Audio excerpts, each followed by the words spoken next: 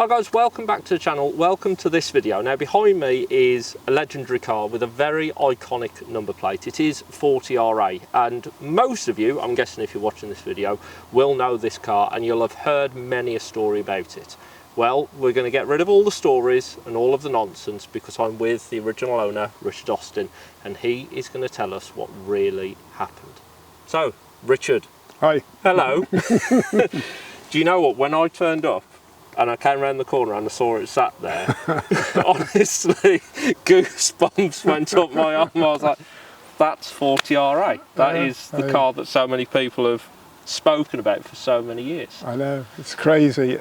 The interest in it has really blossomed in the last few years. Yeah. Because for quite a few years it was all quiet. Nobody even thought about it. Yeah, yeah. Well, let's go back even before everything happened. But let's go back to early 1990s. Lotus Carlton came out in 89, produced from 89 to 92. It was debated in the House of Commons. There was a Daily Mail campaign to get it banned. It was, you know, a proper super saloon. What was life like for you, like in that early 90s? Well, I was building up a business at the time, and I was very busy. But also, I'd got a Porsche 911 Carrera 2, and it was known as the pink Porsche because it was some sort of pinky colour, and I really didn't like it at all. Well, I didn't know what I was going to get next, and I was talking to a guy who worked for me, and he said, what about a Lotus Carlton? And I thought, let's have a look into this. And when I found out it was I'd seen one a couple of times, but I'd never really taken that much notice. But when I looked into it and saw the figures and the fact that it was a four-seater, I traded in the Carrera 2 for Lotus Carlton. And the rest is history, as they say. Yeah. So you bought the car, it was October 90... No, bought it a bit earlier. October 93 was when you got the plate, wasn't it? When did you buy the car? God, you're trying to test my memory. Was it 92? It wasn't brand new. Yeah. It had just done a few thousand miles, and yeah. Back then, I mean, people now, I've seen various newspaper articles where various things are quoted, but £39,000 back in 93, which I did the exchange rate and the inflation on it to today, that would be about £85,000, which if you look at, super saloons today, M3 competitions, etc., is a fair price for what was then a very, very fast car. So you bought the car, you were using it daily. Used it as my daily drive, family car. We went to West Midlands Safari Park. We went to, all the sort of things you wouldn't expect to see a Lotus Carlton these days. I remember once I can't remember what town it is or where we were going, but my son was in the back seat, opened the door, and a cyclist slammed into the door. Oh. I had to pay for the repair of his bike and the door. But so it was just my car, and it became quite well recognised as around, Evesham's not a big place. Yeah. And, I was one of the bigger employers in town, and it was well known it was mine. Yeah. And when you were driving it, I mean, I saw one quote that you said it's the best car that you'd owned up until that point. Oh yeah, definitely. What was it like? Like, I mean, they're iconic now and very coveted, but I can't imagine what these would have been like out the box, really, really fresh. Well, they've got their foibles. I mean, the clutch is heavy, the gear change isn't the slickest, but other than that, it's quite a nice family car, really. Air conditioning, all the features that cars had at that time.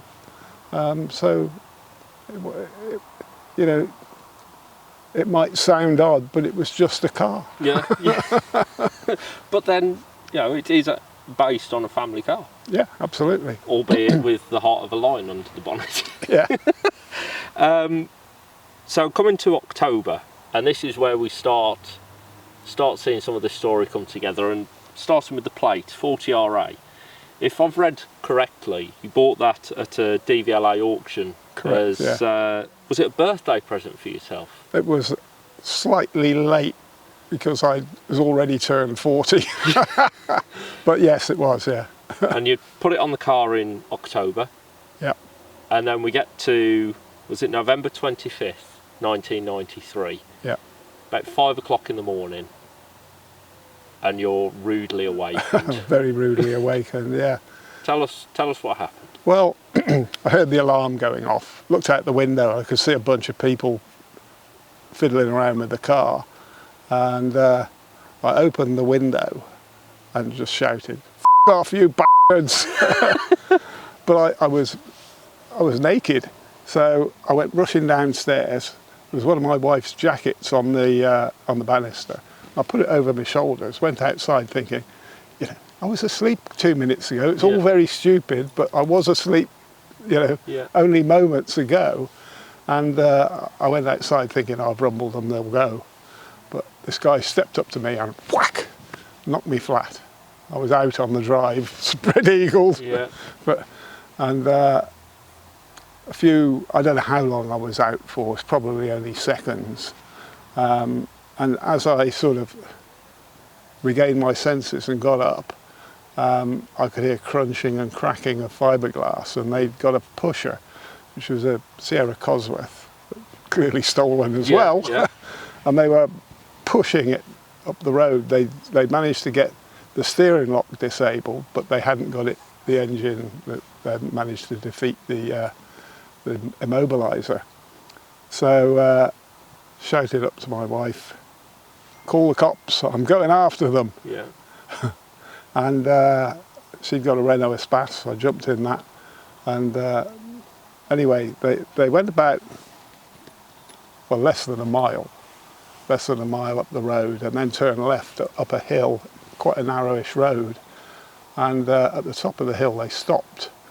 And I'm approaching them, wondering what the hell am I going to do? And I stopped probably 150, 200 yards short of them. And I'm sort of thinking, there's nothing I can do. I can't take these guys on. And the next thing I know, another car came reversing down the hill, top reverse speed. Yeah. And I tried to reverse out of it, but he got so much more speed and momentum. Whack! So the Renault Espace was knackered. Yeah. And a few moments later, it might have been minutes, but not much longer, they got the engine running on the Carlton, and off it went into the night. And I limped home in the Espace, and then the rest is all newspaper type history and what the car was doing. And Well, it appeared in the newspapers in, I think it was, if memory serves right, it was about the 7th of January when the Birmingham Post ran a headline story. And the day before, the gang had used it to ram raid a off licence called Super Sigs that was opposite the police station. I mean, by the sound of it, this gang had got a taste for fast cars, because I've read they'd used a Sierra Cosworth to bump it. They'd stolen, obviously, your Lotus Carlton. The car that they used to ram into the Espace was a Cavalier Turbo. That's right. So all pretty, quick cars, almost council estate heroes, if you like, of the day. And they went on this ridiculous spree of, I think it was 11 ram raids in 6 weeks. Yeah, yes, it was something like that. But what is amusing about it, I think they were baiting the police. They were having a bit of fun with them at times. Doing that ram raid opposite the police station in Rubery was just taking the piss, wasn't it? Yeah. And the officer in charge, we got reacquainted a few months back, and one of the funniest things that he said was he'd go into the police station in the morning and say, 40 RA been out tonight. And obviously it happens frequently, so he got quite a log of events. Yeah. And I mean, it did the ram raids across 3 sort of counties, if you like: Warwickshire, West Midlands and over in West Mercia. So you got 3 different forces all trying to work together. Yeah. And an incredibly capable car. Something that could outrun pretty much anything that the police had got. Well, they hadn't got much that was any good. No. And I think it was Mercia Police who finally got a helicopter to chase after it. And, well, from what I've read, and there was a fantastic article recently in, I think it was Classic and Sports Car. Yeah. That's what they believe finally spooked them into dumping the car. Could well be. So it was dumped in a canal. Yeah, in Knoll, in Solihull. And did the police call you and say, right, we've got the car back? How did you find out that it had been recovered? I'm pretty sure it was the police that called me, and they were in touch a few times during the interim. And they called and told me where it was. It's at a scrapyard in somewhere West Midlands. I think it might have been Halesowen or somewhere like that. And so I did go to see it. And you've probably seen that picture with the roof caved in. Yeah. I went with a friend to see it like that. But we didn't have camera phones and things, so we didn't take any pictures. What was it like when you saw it? Oh, it was absolute. There's talk of it, being put back on the road, and some of these stories you hear. It was absolutely totaled. It was, the roof was caved in. It stunk of silt and sewer from the canal. The electronics had been severely messed about with. I don't know exactly what they'd done. It had been submerged. It would have been a monumental task to get it back on the road. So clearly it was written off by the insurance company. Yeah. But how did you feel when you saw it? Had you detached yourself from the car at that point, or? I had to an extent. I was in arguments with the insurance company about what they were going to do about it, because they offered me a derisory amount to start with, and we got into negotiations, and in the end they said, well, it's very hard to value, and I said, well, let's find another one and buy it. So ultimately I found one in Devon and bought that one, and the insurance company paid for it, which was, it was similar mileage, similar age, everything.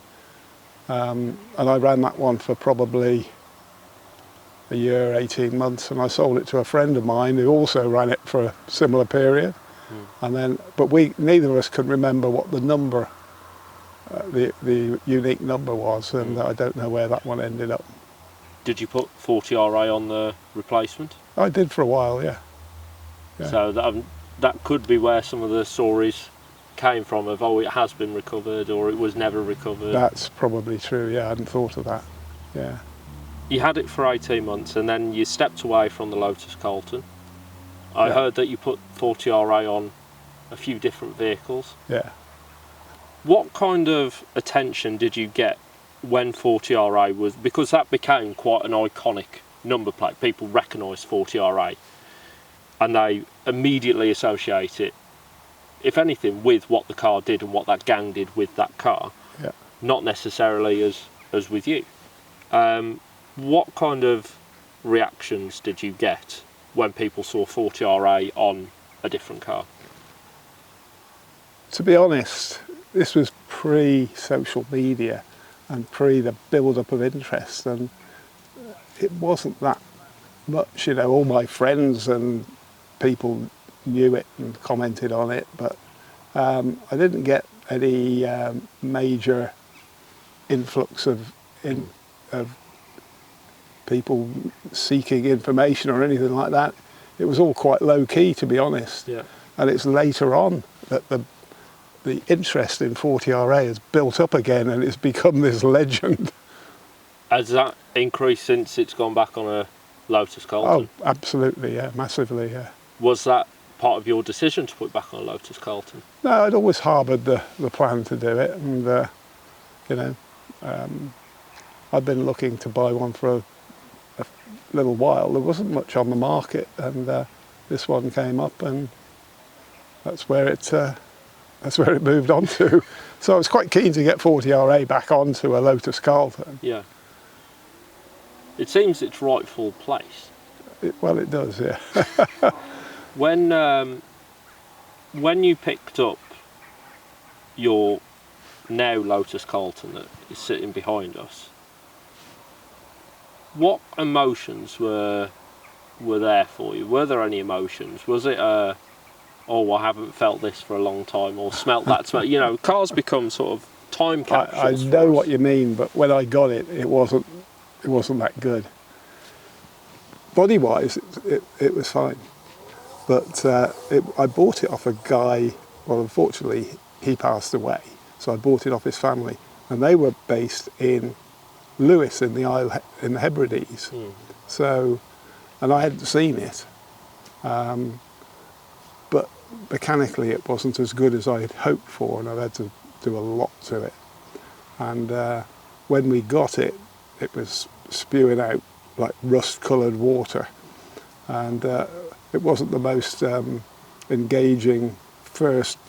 I mean, I got a guy to deliver it, and we were going to go to Cafe de Machine, go to my son's house to pick him up, pull in on his drive, it's belching out fluid. Oh, wow. So that was the first trip out in it, ruined.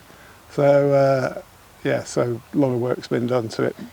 Engine, bit suspension, things in relation to it that I didn't even know about, like the rear suspension, the air, the compressor that had gone.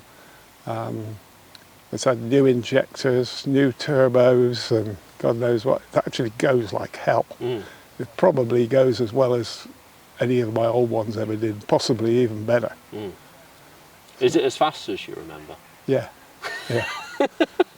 Does it still feel fast today? Because back then, it's not the quickest off the line, but when you've got it going and you're on the turbos, it's still searingly quick. Yeah. And I think it's at least as quick as it was back then. Yeah. But it certainly wasn't when I first got it. Yeah. Well, she's looking, and when we pulled her in, she sounded like she's firing away quite fit behind. I spent a reasonable bit on it. It's not a fortune, but So, it was originally bought by you as a family car. Yeah. And then it was stolen for its performance, and probably because the gang could fit 4 or 5 in there, get in and out nice and quick, and outrun the police. Exactly, yeah. We fast forward 30 years, and now 40RA. I mean, we're sat here talking about 40RA. People are sat watching this video with their interest in 40RA. Do you worry at all now that it might become a target again because of its notoriety, because of the interest in it? For the people to say, well, I've stolen 40RA. Well, I'm hoping that that's not the case, but it is locked up in the garage every night now. Because when it was stolen, it wasn't in the garage, it was out, literally right outside the house, outside my bedroom window. So I don't think, I'm not planning on any problems, put it that way. Yeah. Well, but we're not going to disclose where this was filmed. We've deliberately chosen a backdrop that is, you can't really place anywhere. Yeah. But you are going to be bringing it. Well, you do take it to more shows now. I've been out a few times, since Mitch, who got in touch with you, has been involved. I've been fairly ill for a year, and I'm suffering from something called scleroderma, and it's a autoimmune disease, connective tissue, they say. And this time last year, I was basically knackered, and I got worse and worse till probably December, and they put me on some new medication they put me on that in October, but it didn't have any effect until January this year. And since then, I've been gradually getting stronger and better. But I had terrible brain fog, no energy whatsoever. I was in a bad way, so we didn't do much with it last year. Well, I think I speak on behalf of everyone watching this. We wish you all the best health in the world and a continued recovery. Thank you. When you Hopefully the brain's okay now. When you do go out in it then, I'm assuming obviously it gets plenty of attention. Yeah, it does, yeah. What's that like? Most people are really genuinely nice guys, interested. They just want to chat and talk about it. So we went to the Nürburgring in it earlier this year, pulled up into the sort of waiting area, and we were surrounded. It was good, yeah. Lots of interest all the way through. Nice people. But, you know, they're all motorheads like we are. Yeah. When I said to my wife I'm going up to film 40 RA, she said, 40 what? And then as soon as I told her the story, you know, of what had happened back in the 90s, she was like, oh, well, that's cool, I can't wait to watch that one.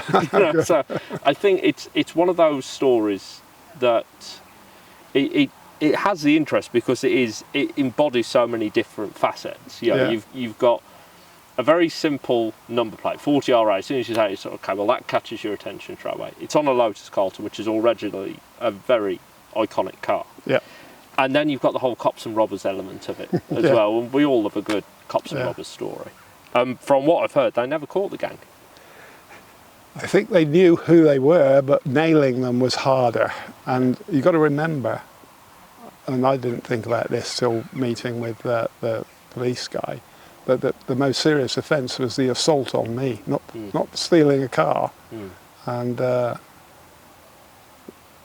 they managed to avoid any capture. I don't know how well they knew who they were or where they were, but they did give me the intimation that they knew who it was, but they, you know.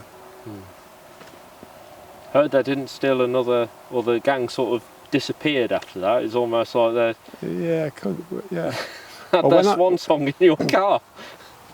Well, when I got the second one, the way the house I lived in then was, it had a canopy roof, and either side of the garage door it had big poles holding it up.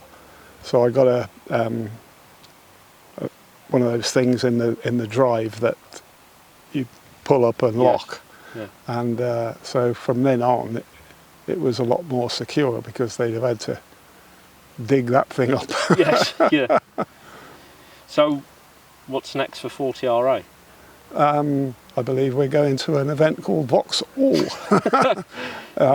in next month, which we're looking forward to. And we've got the Broadway car show the day before, in just a local car show, but quite a nice little event. And beyond that, we'll have to wait and see. What will you do with the car eventually? Are you going to keep it in the family, or are you going to sell it? Or? See, strictly speaking, the plate, I said to my son, who's also RA, Rob Austin, I said, right, that's your birthday present. You can have it when I finish with it. How old is your son now, by the way? 43 or something. There's something going on here, isn't there? I suppose the last question, what's the most ridiculous story you've heard? Because you must have had hundreds of them. Well, you see them, you know, on the internet, people posting things. But some of the funniest ones are the people, you know, in the comments, like, oh yeah, I know him. He lived just down the road from me when he lived in Offnham. I've never lived in Offnham. And you know, things like that. But I suppose I don't know what the most ridiculous one is of all the countless ones that have posted stuff about 40 RA and where it is, and but you could do your own research. There's loads of them out there. Oh well, if you put in 40 RA in Google, there's no end of results. Hopefully, maybe that's how you found this video, by putting in 40 RA, and now you've actually heard the real story from the original owner. Yeah.